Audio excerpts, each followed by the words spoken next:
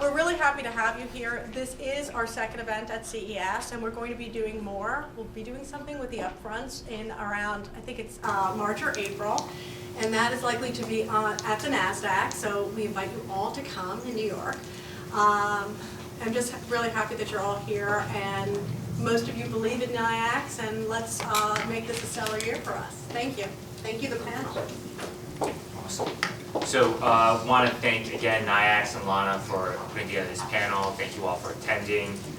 Second thing, definitely want to thank my panelists, Vin, Noah, and Adam. The operators, we profile and talk to leading executives at Facebook, Google, Slack, Carta, Airbnb, Lyft. And today we're going to go deep into talking about the ad industry and the brand agency partnership. I think that in terms of this discussion, we'll first set some context, provide backgrounds on the individuals in this panel, then we'll talk about the ad industry over the past few years, and then talk about challenges and opportunities in this next decade. And so, fellow panelists, can you please provide a background on yourself? I'm going first. Please. Great. Vin Paolozzi, I'm the Chief Investment Officer for Kinesso. My role primarily is creating strategic partnerships with our data, technology, and media companies. So we certainly talk to the Googles, Facebooks of the world, and we spend a lot of time thinking about innovation and how that's going to change the way we're evolving media buying strategies across the entire IPG family of agencies. And I've heard you don't travel that much. No, a little bit here and there. I think it's like ditto. I mean, I could just say ditto for WPP's Essence. Adam Gerber, I'm the Chief Global Media Officer for Essence, which is one of the 4 media networks in the Group M family at WPP. Have been there about 2.5 years, spent some time at Disney on the content side, at 2 startups on the data and tech side, and before that, about 15 years on the traditional and digital agency side. So I've kind of crossed all sides of the business, and very similar responsibilities. I oversee the planning and activation groups for all of Essence's media operations across the world, and also travel just a little. Who do you think travels more between the two of you? So far, Adam, for sure. I'm catching up quickly, though. My name is Noah Tratt. Good morning. I am with Expedia Group. My most recent role is managing a number of the different brands that we've acquired globally. The ones in North America you may have heard of are Orbitz and Travelocity, Cheap Tickets, but also brands in Europe and Australia. Before that, I had a role at Expedia overseeing our something we call Expedia Group Media Solutions, which is basically sell-side media. So I've been lucky enough to work on both the sell side and the buy side of advertising, which has been a really great learning experience for me. And as part of that sell side, that media solutions business, we started a creative services agency. So kind of an in-house agency, definitely not as sophisticated as what Vin and Adam offer their clients, but for our little vertical, we were really proud of a lot of the things that we've been able to do. So it's really exciting to be here. Thank you. Awesome. So we're still close to the new year, and so this is somewhat of a New Year's question. What are some of your personal and professional goals in 2020? That wasn't on the list. You didn't read the latest email. I apparently did not. He said a question. I'll jump in. I mean, I'll start. I'll kick it off. I mean, personally, it's always work-life balance, right? Like at this stage in our careers, it's tough to balance the needs of our companies and clients with kind of our families. So that's personally my goal. Professionally, you know, I think there are 4 kind of key areas that I'm focused on with my team this year. The first is, you know, I really want people to start thinking about media differently. We talk about media in terms of distribution and platform channels. You hear everyone talking about, you know, OTT or connected TV or digital out of home, and I really think we need to take a step back and start thinking about things from a consumer experience. Consumers don't talk about any of those things. They talk about going home and watching a show or engaging with content, and we need to start thinking holistically as marketers about kind of the experiences consumers choose to have here, regardless of the pipes that content's getting to their home through or to their devices through. The second thing is, you know, very focused on developing our talent. both from a cross-discipline perspective and from a cross-region perspective. Essence's kind of differentiation in the world of media agencies is that it was built from the ground up as a global operating model solution for Google. That was one of our first clients. And so we attack the challenges of media in a very different way. We have a system, an organizational structure that operates on global scale, and I think that we need to continue to enhance that. And then helping our people who originally were mainly digital understand the world of offline is a critical thing that we're doing. The third area I'd focus on is automation.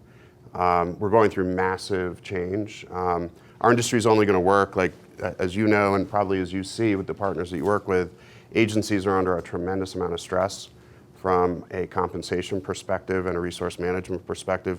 We have to learn how to adopt and manage automation in a way to our benefit that helps both us from a profitability perspective, quite honestly, and our clients from a performance perspective. So I'd throw those three things out. Yeah, I'd probably keep it similar. I mean, I think we're in a very similar space for sure. Personally, I think it's about certainly spending time with family. Always, like you said, work-life balance is hard when we're traveling all the time. Also, I'm a big music fan, so many people know I've seen the Dave Matthews Band a few times. My goal is always to continue to be able to do that. But I think professionally, you know, at IPG we're going through some pretty big transformations that we've heard probably over the last few months. You know, we bought Acxiom about a year ago. We created a new company called Kinesso inside of IPG, and really as we start to understand things like data and how clients are actually accessing and capturing data and understanding data, we found that there is a real big gap in really how people are taking that data and applying it to things like media buying activity. And so the idea behind Kinesso is to try and start to create an application level that helps our clients understand how they navigate this data ecosystem. And that goes and leads to probably the really big goals that we have this year. First, setting up an infrastructure globally to be able to support that business across IPG and across the globe is a big goal of ours this year. And hiring people and ramping and putting people in the right places to help support that is a challenge, but it's something that we have to accomplish this year. I'd say the second thing is about trust, transparency, and identity. So every conversation that I've had this week so far at CES has turned towards audience and how we're understanding those audiences. The reality is we're heading to a world where cookies are no longer going to exist, and we have to understand how we can continue to still speak to consumers in a way that is trusted, that they want to hear the messaging, and that they're going to opt into. And I think that's something that we're going to have to figure out how we navigate over this year and, of course, through the entire decade as regulation and other things start to push back into our industry. So certainly growth is a big opportunity for us and a big goal that we have, and then making sure we're building trusted platforms that we can help support our clients with. For Expedia, I think building on something that Adam mentioned, I think we're obviously a family of consumer brands, and we're always trying to be more customer-centric. And I think it's easy, especially when you're publicly traded, to forget who you serve. And I think there's always a big push for us to be more thoughtful about how we can do a better job of helping customers find trips that are meaningful to them and serve more of their travel, answer more of their travel questions, serve more of their travel needs. And I think also being a portfolio of brands and as a marketer, I think one of the other goals that we've had for many years and that will continue into 2020 is doing a better job articulating in our marketing why these brands have a right to exist, why they are differentiated and what's different about them and why different consumers should use them. I think there's a rich vein of conversation around something else that Adam and Vin said around just the complexity and how we talk about things as an industry, but I'll wait on that one. And then on the personal work life? Always want to spend more time at home. I don't think that I travel as much as these guys. I'd like to, I have lots to learn, Tim, on so many fronts that we could take the rest of the panel and talk about that if you want. But Amazing, cool. What are some of the biggest challenges that you've seen in the media and advertising industry over the past few years? I can kick this one off. It's complexity, I think, more than anything else, right? I think there are so many different ways to approach how do you drive the right results for clients. And And we talked a little bit about this even last year when I was here. And I think part of it is the non-understanding of the buzzwords that come out. Blockchain is a big topic that comes up all the time, but no one truly knows what it means or how it's going to be applied to the business yet. And on top of that, what we have been focused a lot on is there is all of this kind of what I'll call the fat middle around the ecosystem today. And as you start to think about what we're buying and how we're buying and what's effective for clients, the reality is we've lived in a world since 1962 where it's based off of cheaper CPMs, and that's not going to work anymore. There isn't enough inventory out there that's quality that's going to help us do that. The efficiency has to come from removing some of that fat middle that we have around technology partners that are out there that we're paying fees for that are not necessarily going to actual media activation. And I think that's been the biggest challenge is people don't know and understand how the ecosystem actually operates yet, and they're still learning all the different components to it. And so in order for us to really create efficiencies for clients, it's going to be about how do you get closer from the buyer to the actual publisher and the person that's actually trying to bring that message to consumers. And the people that are in the middle are going to be squeezed, I believe, to really make it more efficient. So we're not paying all these fees and technology costs. We're actually paying for actual media that drives value for clients. I'm going to forgive Vin for referring to my fat middle. I'll let it go this time, Vin, but not next time. I think that the complexity is also a cultural artifact. I think we as marketers have built a lot of our self-worth within our organizations or between clients and agencies by using a lot of jargon and buying into the complexification, if that's a word, of what we do. And you walk, even this experience the last couple of days, just meeting with different startups, it's rare to meet people that can articulate what their company does or what they do in a truly direct and simple way. And I think that's on us, and we have to figure that out. And I do agree with Vin that holds back the whole industry and then enables the fat middle. Really insulting, Vin. Just the first thing that came to mind was early. Thanks, Sorry. buddy. Thanks. I mean, look, I would look at this from a very macro perspective in answering that question. We're in a disruptive period of change, a radical kind of disruption of the media industry, going from kind of a very static, kind of mass-oriented, transactional world to a very dynamic, kind of user level, impression level, kind of real-time end state, which we haven't reached yet. We've reached it in certain parts of the ecosystem, but not in the vast majority of it. And I think you could say, look, we're experiencing an earthquake, right? When you look at whatever that meter is called that measures a Richter size, it's stable, and then you go through this crazy, disruptive point that the quake's hitting, and then things kind of flatten out. You have some aftershocks, and then things get better. And we're in that period right now of crazy disruption, and that has to do with the fat middle. It's an inefficient marketplace during that disruptive period. There are a lot of people trying to take advantage of the inefficiency of the marketplace. It gets to the complexity, but ultimately we're going to come out the other end and we're going to have a much more efficient market. The question is, how long is that going to take, and what are we going to have to go through to get there? Again, I think it comes back to some key things related to how you define what you're buying, the measurement solutions that are in place that we're still challenged with, and kind of thinking about media differently. But that plugs nicely into another trend, though, that I think everyone knows about the last couple of years, which is especially in digital, there's a few really scaled players that have sucked a lot of the oxygen out of the ecosphere, and I think that has huge implications for all of us as marketers too. The relevance of a lot of what people are talking about feels like it may be diminished by kind of the dominance of 1, 2, 3 players. Yeah, that, and I would say the other side of that is, and maybe you can speak to this from your client side perspective. In a world of disruption, clients tend to want to pull things in. And so this notion of in-housing and taking control within your own organization, especially in a world where platforms exist that allow you to do that, we're seeing increasingly occur over the past number of years. Question is whether that's sustainable from a talent management perspective and from a best-in-class kind of practices perspective. There is still value in having things centralized at agencies where there's heavy expertise in certain things and deep engagement with the platform companies and media companies.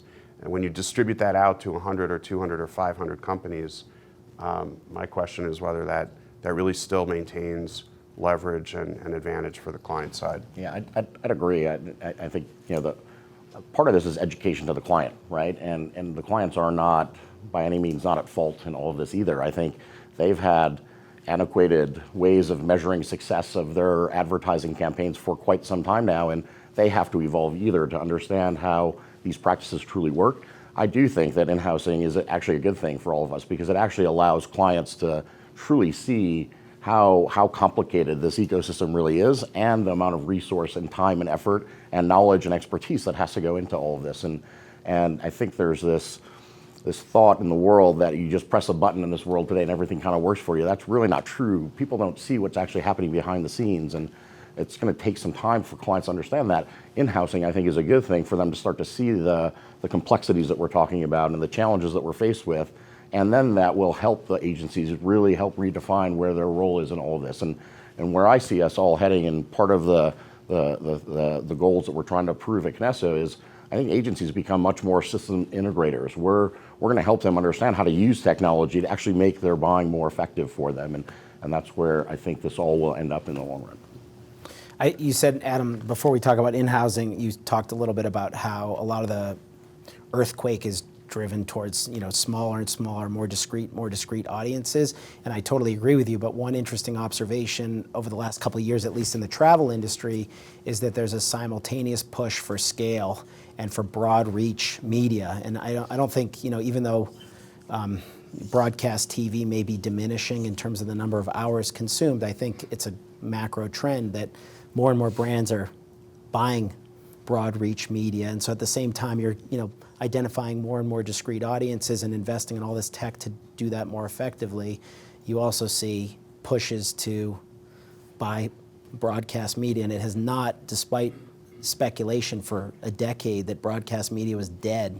I think that was one of the huge misses of Faith Popcorn or whoever is prognosticating I don't think it's about media these necessarily days. dead though, right? Yeah. Like it's still a big piece. Like it has certainly diminished though over time, and it used to be 70-80% of our portfolio. We've at least got it under control down to 50, right? But what's interesting in our industry is Booking.com is our biggest direct competitor, and they very publicly have moved from a situation where the majority of their billions in marketing spend was on Google and related properties to very, very, very publicly saying we're moving to TV, because the problem with Google is that it's kind of a drug, and it gets people to use Google rather than to come directly to Booking.com. And that I think that that's a canary in the coal mine for a lot of consumer brands is my prediction. And so I would say broadcast is going to be increasingly important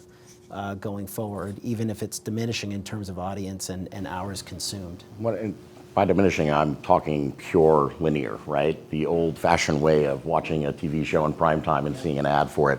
I think all of those companies, and again, a lot of the meetings that we're having this week are with those big broadcasters to talk about how they have to evolve and how they have to emerge in this environment. Certainly they want to continue to see growth from us as every other partner in the ecosystem does, but they have to start to think differently about the traditional ways that they have done things like upfronts and evolve that into an audience-based way of thinking of how they expand to the other assets they have access to. That's a good point.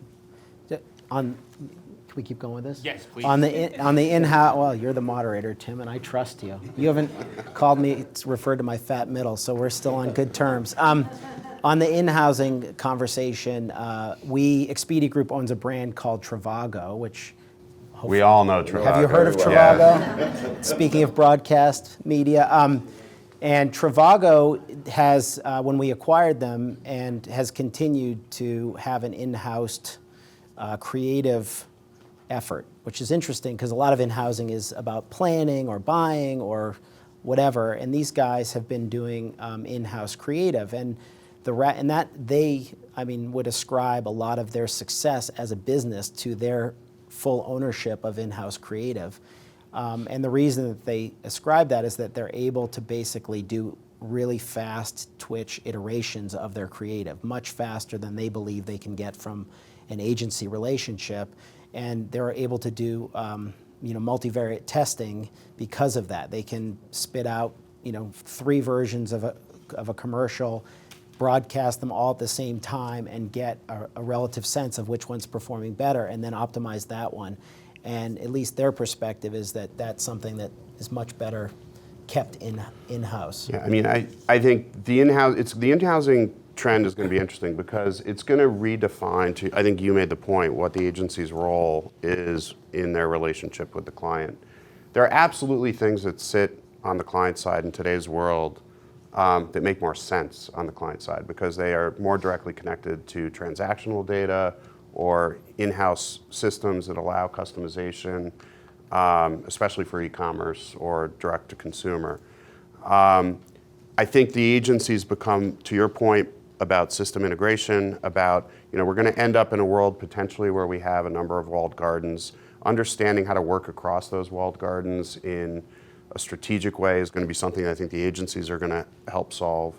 And I think just the strategic focus of how do clients think about media mix and marketing, and how do they maintain their talent development, how do they maintain best practices on an ongoing basis, is something that can still be centrally delivered through an agency structure, more in a consulting type of relationship. So I do think the agency evolves in this world. I think clients evolve, but I think a big driver of that is the amount of data that clients have access to in their own platforms and how that data is being made more accessible in environments where media can be transacted and applied.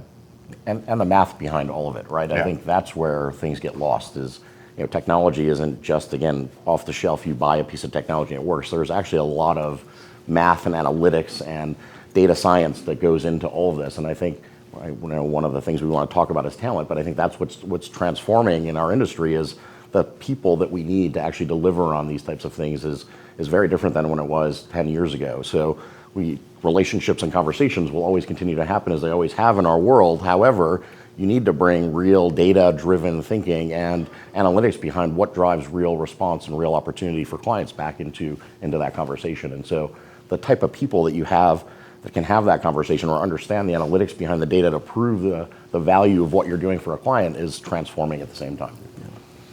The other times that we've in-housed is, I've seen in-housing as a trend is when we have felt that something was a complete black box.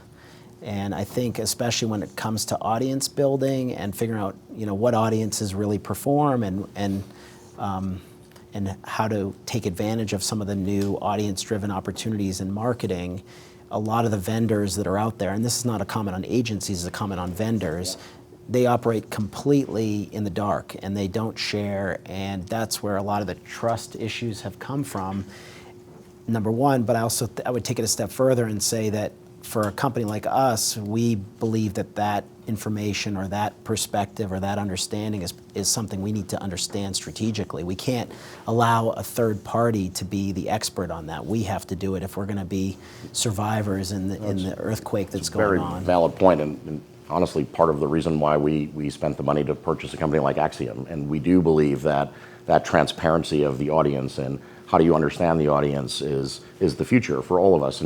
And there's a lot of work that, again, goes behind that. We could be considered a third-party vendor in that aspect as well because Acxiom does that side of the business also. However, we're making, again, it goes back to talent, different types of developments. We hired for the first time ever at IPG a person in charge of nothing but privacy and compliance to make sure that when we bring to market to our clients or to our partners, it is fully transparent about where the data is coming from, how the data is being utilized. It is regulated with the regulations that will continue to evolve over the course of time, but we want it to be transparent and open to the clients and to our partners to make sure that it is trusted and it is something that we can build a foundation off of. Noah, you wanted to extend this conversation about challenges. You also brought up the duopoly, and I don't feel like that got enough airtime. I'm curious how you think about balancing media spend across the duopolies and not spending. Well, I think I'll point to what for those of you who I'll just say be careful, Google walked in while you were That's talking, fine. so. I think for those of you who follow Expedia, which I'm sure is all of you, very closely, we had a rough Q3, and one of the clear messages that our CEO shared in the earnings call was that we were over-reliant on paid Google advertising, and that the amount of free traffic that we had gotten from Google was diminished by an algo update over the summer, and that we really had to shift to more and more paid marketing. As I mentioned earlier, the paid marketing and performance marketing has gotten more and more expensive. It's a very competitive space. As people use mobile devices more and more, there's fewer ads showing up, so it's become even more dear to use paid advertising to reach people. And as a result, our numbers suffered greatly. So I think, speaking about the earlier example of Booking.com publicly saying, hey, we're going to invest more in broad reach media, specifically broadcast. There are other kinds of broadcast, broad reach media, but I think that's their competitive response to a fear of what strategic implications there are of being too reliant on the duopoly. But I do think as marketers, travel's not unique. Travel's maybe ahead of the curve, or maybe it's more competitive. I don't really know, but I don't think it's unique. And I think there are very few examples of companies that have escaped the gravity of what's going on with the duopoly in terms of digital marketing. In my opinion, Amazon is one, and there are other lessons to be learned. But these guys all have First-party data. I also think it's a massive audiences. Right. It's a fine line, right? And the reason why I say that is it's a brand category conversation as much as anything else. So an Expedia or a travel segment might spend heavily in search, try to drive traffic to get people to come and search for vacations and the things that they do. Other categories aren't as oversaturated, I think, in some of those areas. And I think what there's a lot of preconceived notions of what people believe the duopoly is, or now the triopoly with others. That there is a tremendous amount of going into those markets, and the stat's been thrown out, 70% of all digital market share heads in that direction. But when you break that down to who's actually buying, a lot of it is smaller, long tail type advertisers, and the big brand advertisers still haven't fully, I think, embraced some of the power that's still there. So some categories may have, but others may not. So I think there is still, depending on the category that you're in, opportunities for growth in the duopoly. The reality, though, is how that transitions. It all goes back to audience, right? It goes back to where am I finding the people that want to engage with my message at the right time? And there are places where that is powerful in a YouTube or on a Facebook.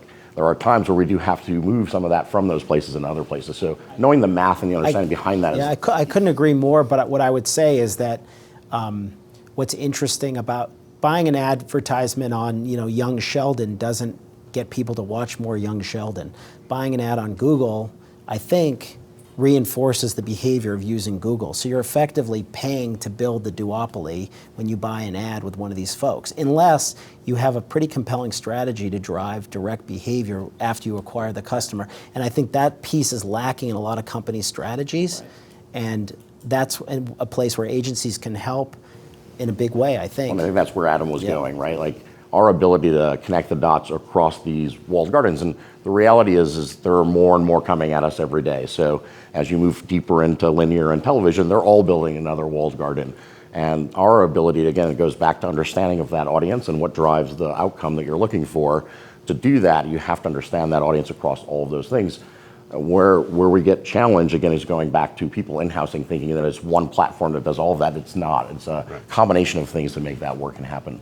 Yeah, I mean, I think there are a couple aspects to this. I'll just take a contrarian view, right? That, the duopoly is not all that bad, necessarily. There are obviously challenges that it brings to bear.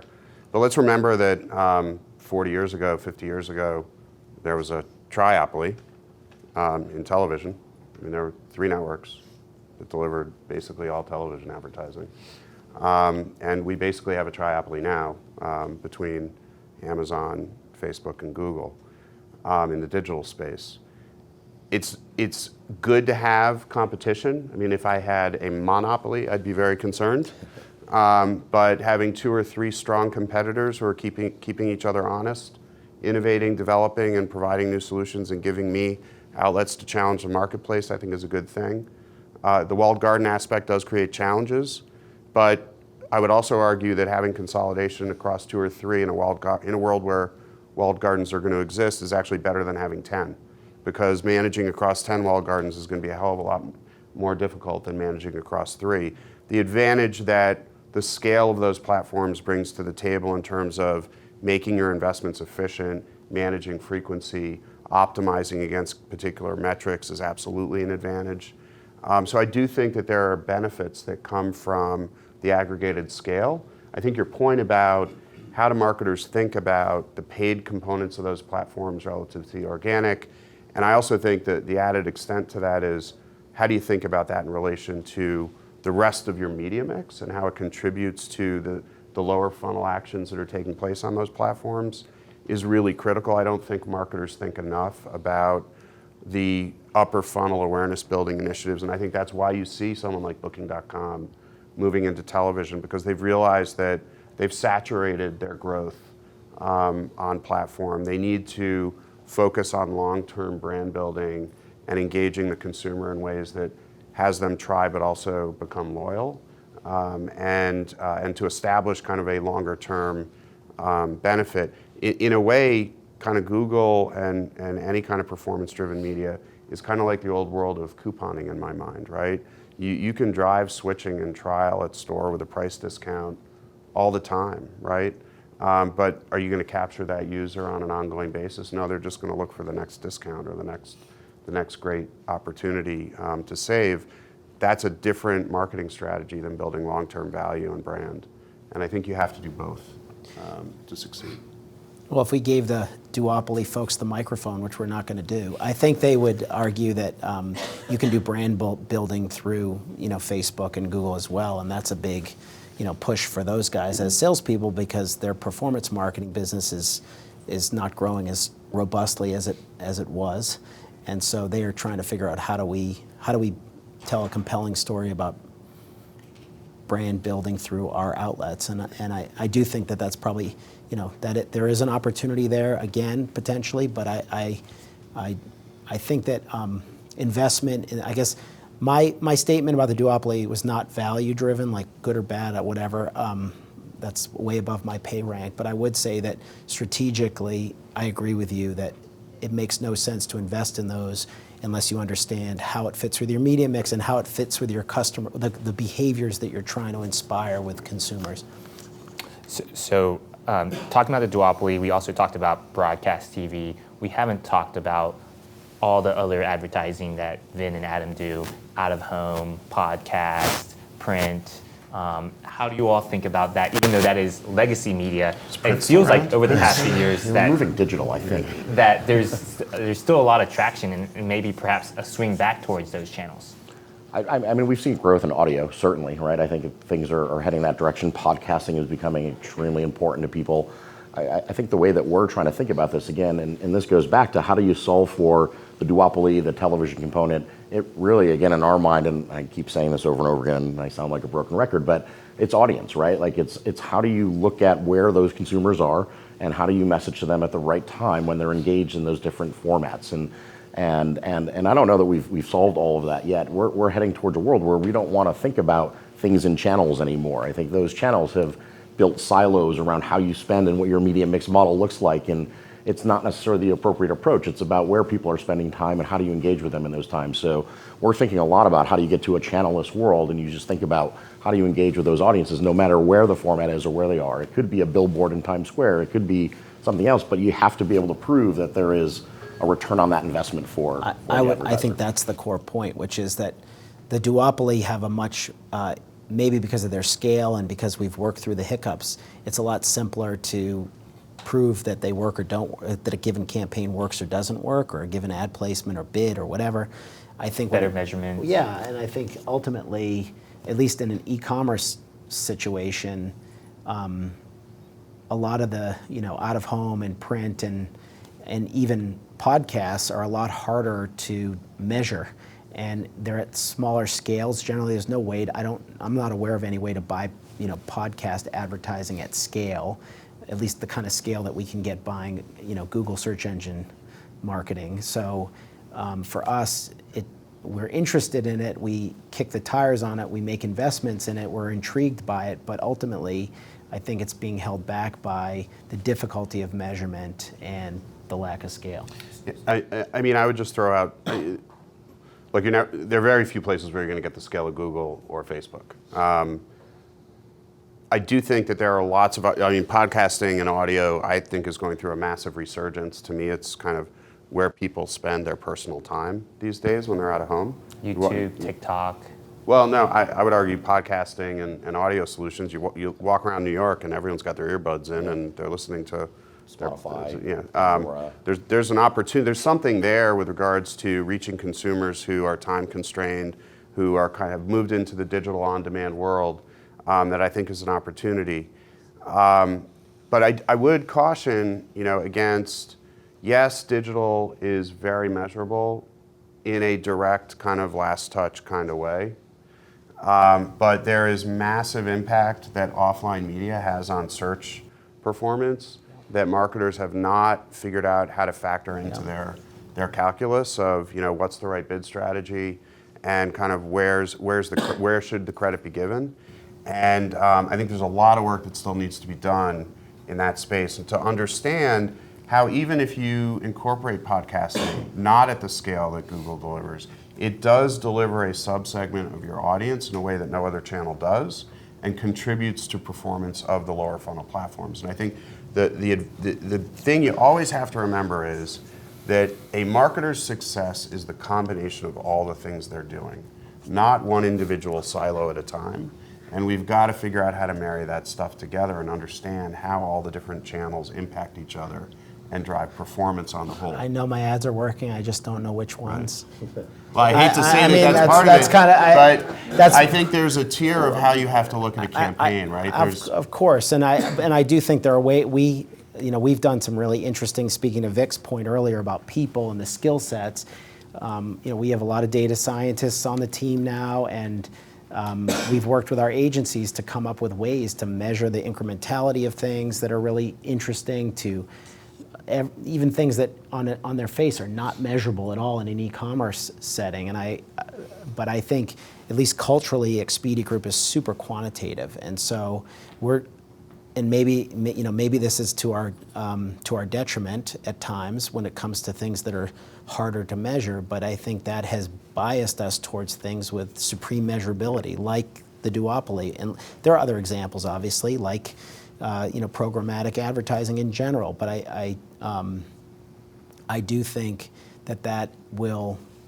I don't think we're unique in that world based on the marketers that I talk to. There are complexities too, moving into these other channels, right? And we talked a little bit about creative earlier. One of the hardest pieces when you try to move into things like podcast or into audio is it's a different type of creative format. And we've been trying to push this channelless world, but the creative hasn't fallen in that path, right? And so I think as this all comes together again, the way we're thinking about the world is you have to have a foundation of data to understand all of this and get the measurability to prove the return. And then you have to know how to mix that model accordingly and know you have the creative support all of it. We don't spend ourselves a lot of time in the creative world, but I think years ago the agencies kind of started to separate themselves and they moved creative to one side and media to the other side. I think what we're going to start to see is that convergence that brings us all back together. That'll help you build the modeling that actually starts to validate how those different formats work accordingly. It was exactly the point I was going to jump in on, which is this creative challenge, right? Which is where I don't think we pay enough attention in terms of performance. I'll take a slightly different twist on what you said, which I think it's where you were going. We have adopted all of these media tactics that allow us to do very targeted, dynamic, and data-driven implementation, and we're, in many cases, still running the same ad across everything, right? And that impacts and creates a drag on the performance of the media. And a huge opportunity I see moving forward is around versioning and using data to drive better targeted creative alongside the delivery of the ad unit that we're doing a good job of delivering. And I think one of the reasons we haven't gotten there is because of that unbundling that occurred 20 years ago, and the distance between the media organizations and, in a lot of cases, the creative organizations that sometimes sit completely outside the holding company that the media org sits in. Well, So it's also we've created unnecessarily silos around this within media organizations, within client organizations. Think about big brands that have multiple brands. They have their own philosophy by brand on how they're doing all of this and who they're working with for creative and for media. And I think again, the idea, what the real interesting piece is and where we can go is the technology helps you solve for all of that, right?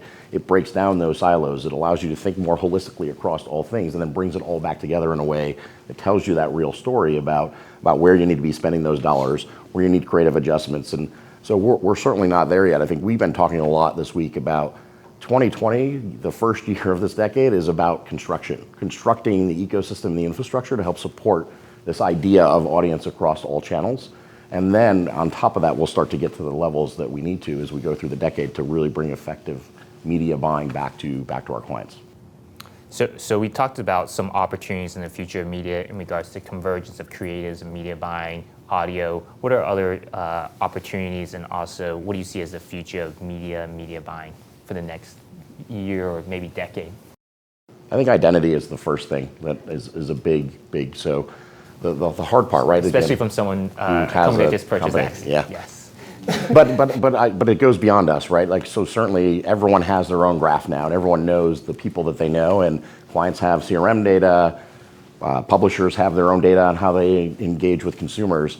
The hard part is now you're starting to see all of these identity consortiums start to pop up across the industry, and no one's leaned in to see who's the leader in the space that's going to help us understand how you create some sort of a common way of understanding audience across all these different ecosystems. Certainly the walled gardens have their approach. We have an approach that we have certainly with Acxiom as a backbone to our business.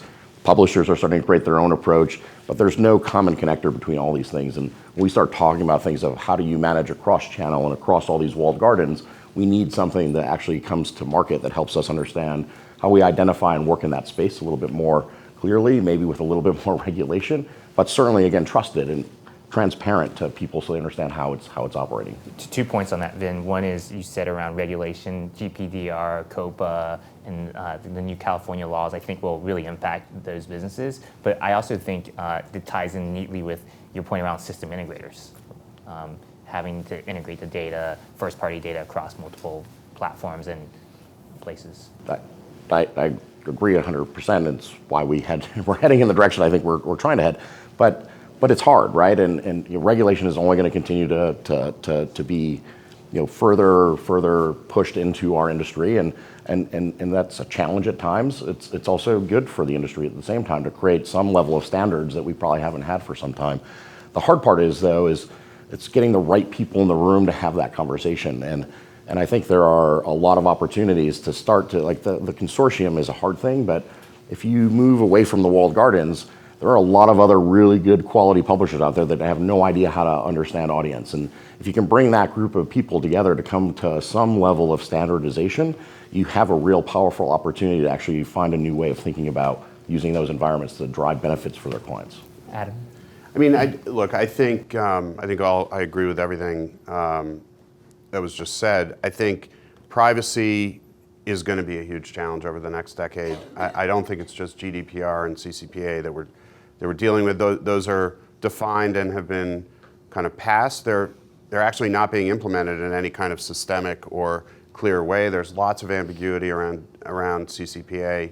GDPR is implemented on or evaluated on a country by country basis in the EU, even though it's a single set of standards. They can all be interpreted differently. Yep. And then you have about 14 or 15 states that are currently going through pending legislative action on a state-by-state level, that none of which really necessarily conforms perfectly with CCPA. So, and you don't see the federal government moving to do anything from a standards perspective to try to set some consistency. So I do think we're going to be in a very messy privacy environment for the next 3 to 5 years at minimum. I think that creates both opportunity and challenge for marketers, because there aren't going to be clear definitions around what we can and can't do.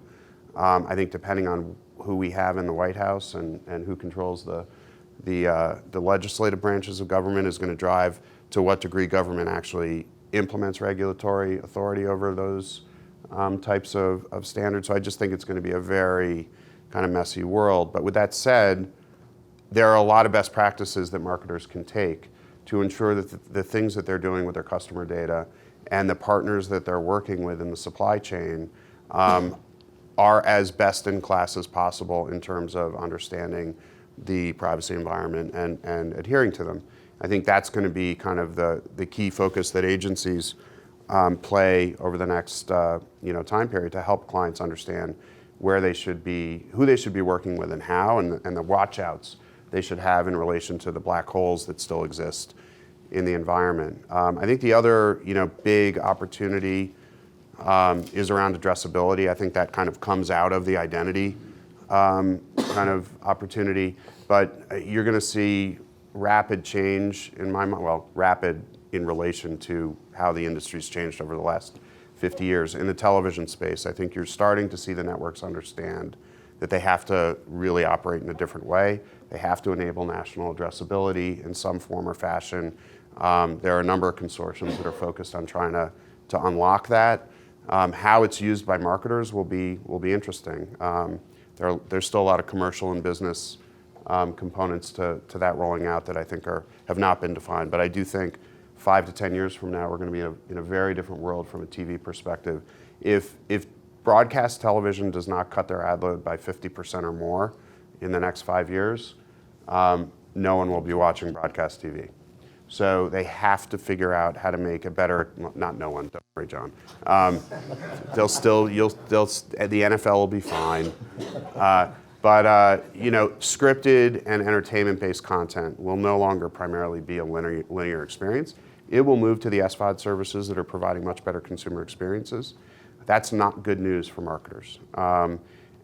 So we've got to figure that out in a way that creates opportunity for brands and that sustains an ad-supported and viable video ecosystem. I think they're figuring it out already. I mean, we've been working with CBS for years on The Amazing Race with Travelocity, and they've figured out ways to integrate the roaming gnome into the show, and that has been interesting to measure because it is broadcast TV.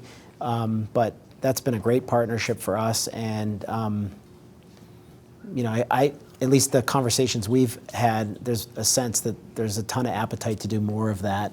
Maybe it's to monetize, more of the minutes. I don't really know. Maybe it is with a view on the long game of reducing the ad load of the show. But either way, it's working for us, and it seems to be something we'd love to do more of under the right circumstances. I think what will get smarter is the analytics behind it, right? Yeah. And the understanding behind it. So sponsorship isn't going to go away, or content creation and embedding content into premium programming is only going to continue to evolve. And I think you're going to see brands even emerge as content creators and pushing things into distribution channels to be able to get their message out there accordingly. That'll always be there, but I think what's going to get stronger is the measurement behind it again, and the understanding of who's actually there and why it's of value to you and how it connects to that broad reach brand message back to how it actually affects the business outcomes you're trying to achieve. And speaking of that, I mean, one of the things I mentioned that in-house agency that Media Solutions Group has at Expedia, one of the things that they've done that's been very successful is to take Expedia's advertising and integrate partners into it. So we had a partnership that's public with the tourism board for the United Kingdom, and we built our campaign to promote Expedia around the goals of the tourism board and launched that campaign in markets that were important to them, and that worked very well for both of us. It's a little different because it's advertising, not core content, but I think those are the kinds of things that marketers can do to extend. We were able to do more advertising because it was a joint venture, but we were also able to meet multiple marketing goals. I think how you extend and support it outside of that pure sponsorship environment also becomes key too, and that's always been a challenge, is to connect the dots between, well, why am I buying online banners to support something that's a television ad? And I think, again, the connectivity comes back to how people are viewing and understanding and engaging with it. Multi-touch. And understanding, multi-touch attribution, but also understanding of consumers' engagement across those channels with that content as well. So one of the common themes is engaging with the customer where they're at. And another one that we briefly talked around is talent. So the last question I have for you all is, seeing that there's incredible challenges, opportunities, there's regulation that might be coming, that might impact in the foreseeable future. How do you find and build talent there's boomer generation, Gen X, millennial. Like, how do you think about finding the right talent and skill sets within your teams? Maybe Adam, you want to start? I mean, look, I think the big focus for the industry today, as it should be, is put it bluntly, we have done very poorly at ensuring that we have a diverse talent base, both in terms of age, in terms of ethnicity, in terms of socioeconomic background. I think it's a huge problem for the industry because, especially as the U.S. population moves to much more of a multicultural profile, not having different points of view and perspective on the types of content that are important to different segments of the population, how people think, how people react.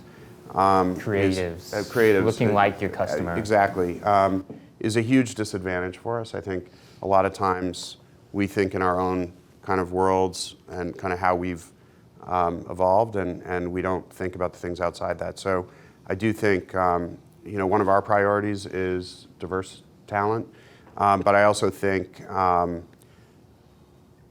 the big difference in my mind between how agencies are going to operate in the future versus how they did in the past is, in the old world, we kind of all went out and sold through the fact that we had this secret sauce technology platform like Optimizer, or we had this special consumer survey panel, or and the talent was less the dominant story than kind of what the agency black box tools were, right?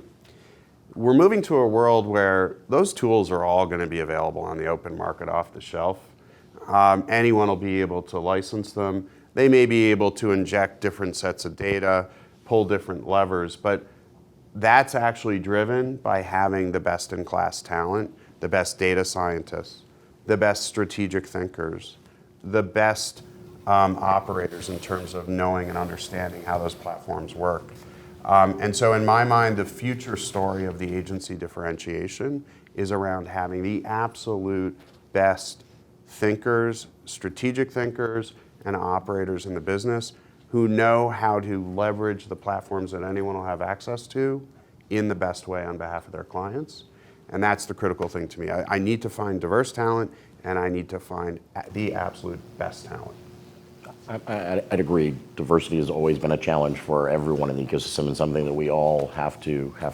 Our next panel will have a diversity. Yes. And I failed to say gender. I'm sorry. Gender also critical. But I think the other thing too is the talent that we're looking for is different, right? Like we're hiring engineers at agencies for the first time. We've been doing it for years now, but we have 100 to 200 different engineers across the globe that are actually building real technology products, and we're competing now in the space with the likes of Googles and the Facebook and Silicon Valley that pay a lot of money for that type of talent to be a part of really exciting things that are happening in the world. And we're still trying to figure out how we secure that talent and bring that talent in to help them understand that there's really exciting things happening in media as we transform this entire industry as well. I'd say, and it's hard to talk about talent when the entire front row is the teams that you work with every day, but I'd say the advice I'd give is it's time to take risks, right? And it's time to take risks in really being progressive and thinking about how we can make a difference and transform the entire industry together. It's not about how we beat everyone else, it's about how we build something that's really special. And we look for people that are willing to take that risk, but also understand that you need to be patient in getting there, because it's a very complicated time right now in our industry, and it's going to take time for us to be able to figure out how we put all the different pieces together to really evolve it to where we want it to go. So you have to be able to have this mentality of getting comfortable being uncomfortable all the time, and I think we see that a lot, and it's hard to find those types of people that, especially in generations that are growing up now, where there's this entitlement that people feel like they have to continue to grow and facilitate. Like, it takes time to learn the skills that you need to be able to navigate a lot of this industry. So I think you have to take risks, but you have to be very patient in your approach, and you have to find talent that looks like that. In San Francisco, a lot of entrepreneurs say the riskiest thing is to not take risk, but clearly we're also in a bubble right now in SF, so let's modulate that. Noah, I'm curious your thoughts on talent. I mean, for me personally in hiring, we're in a competitive market. You know what it's like hire in San Francisco as an entrepreneur, it's impossible. You know, Vin references the duopoly also has an impact because of the compensation and the benefits on technical talent, but we've had a lot of success just thinking about hiring not with a diversity lens, but with a how do we find people that other people aren't trying to hire. And we have had a lot of success. I personally have hired people from a nonprofit called College Success Foundation that was started by some of the co-founders of Costco that puts first generation college kids through college, pays their tuition in Washington State. And there's a lot of talent in that organization because in order to get one of those scholarships, you have to be pretty damn smart. They're kids that are identified in 6th grade and worked really closely with. I've taken risk. I hired a woman who was a snowboard instructor for 10 years just based on her appetite for learning new skills. You just wanted to learn those. I mean, the fat middle makes it difficult to snowboard, let me tell you. So, I hired her just based on her appetite for learning and the evidence that she had in our discussion on the skills that she was able to add and her ability to teach other people too.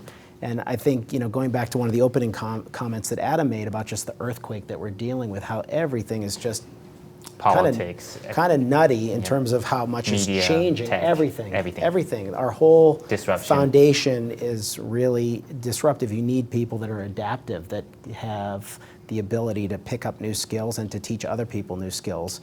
That's kind of the core of it. Amazing. I want to end with 2 thank yous. One is I want to thank NYIAX and Lana again for setting up this panel. And then lastly, of course, Vin, Noah, and Adam. Thank you very much. Great, it was good. Do one more thank you, especially because gender was brought up. So I think everybody in the room should know actually that 2 people on the panel, I've never produced a panel without a woman, but we're doing a panel right after this with all women, and none of the women actually volunteered their spot for a man. So I appreciate you guys doing that. We think it's important as well.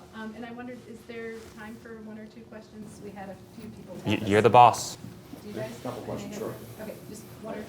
I've run it all about. Gerber had one, so good luck there. No, this is actually for you. You brought up the idea of in-housing, and Adam made a fascinating comment that sometimes we as marketers, paraphrasing, we forget we're also customers, we're humans, we exist, we buy. You're in the one category that I think in-housing is probably the most problematic because travel is all about experiences. And if experiences are the new black for marketers, why would you want to play the incest game of keeping people in-house and going out and looking for all these new companies that are doing fascinating things in the one category that gets people the most excited about marketing and spending? Yeah, so I think maybe I didn't present my thought very well. If that's the conclusion you draw, we are not fully in-housed. We're a portfolio of companies. I was just using Trivago as an illustration. I do think we have a culture of challenger operations. So Trivago's approach, it's nice to have an agency relationship where we are working with creatives so that executives can measure, is the outsource relationship working better than the in-house relationship, and learning from each other. And I think that's one of the marks of a great agency, is an agency who's not threatened by an in-house operation, but would be like, okay, well, what can we learn from these guys and what can we teach these guys? And there's an exchange of ideas. I think too often agencies look at anything in-house as a threat and they act accordingly, and either, I wouldn't say consciously, but subconsciously, they do things to sabotage that in-house effort, and it may not be in their interest. It may be that those things unravel on their own when the agency shows their prowess. I have a question. I know that you all talked about what's going on with CCPA, and there's actually 27 states that are looking at passing legislation at this point in time. However, CCPA is the most egregious and also has a private right of action by individuals to then sue anybody in the line for this. How are you looking at that complexity that has now been brought into the system on how your client and then eventually anybody else in the trail could be sued even personally by the individual as well as by the state if it was purposeful? I'd much rather have our privacy and compliance lawyers here on the panel with me to answer that question. I'm not close enough to the details of CCPA in terms of consumer rights and litigation. I thought I was under the impression and maybe it's incorrect, I'll look to John, he might know, that under CCPA there isn't an absolute right for consumers to sue. It actually has to be filed through the Attorney General and. Filing through the Attorney Yeah. General's office, and they have. But it's then their choice to pursue, isn't it? It's not an absolute and like direct ability to. But it's a problem, and I think this is one of the ambiguities of like how are we going to operate in this new world. We didn't talk at all about how, you know, all of these regulatory solutions are going to potentially move us back to contextual targeting, God forbid. Exactly. You know, That's what I and you know, I do think that there's going to be an opportunity for premium publishers and for marketers to maybe adopt some of the practices of the old world, God forbid, if we can make it work and measure it. Don Draper's back. And that's actually a great segue. So Richie Glassberg, co-founder of IAB and Secure Privacy, is actually the moderator for our 2 p.m. session. So if anybody wants to dive in more there. And I'm sure he's going to tell you about his new platform. Well, that he's he's not built. allowed. He's not allowed. That's why we inserted Okay. him as moderator. So. Hey, Adam, why God forbid and not God willing? What? Why God forbid and not God willing? Which side of the pendulum of switching Did- to contextual? You see that as... Oh, did I say God forbid? I was said with a little cheeky kind of sarcasm. But look, I think it'll work for some marketers and for some types of initiatives. It's not going to work for all of them. And that's part of the challenge of what we all have to figure out together is, you know, where are the right solutions and where do they fit in a marketing plan? Thank you all. Thanks.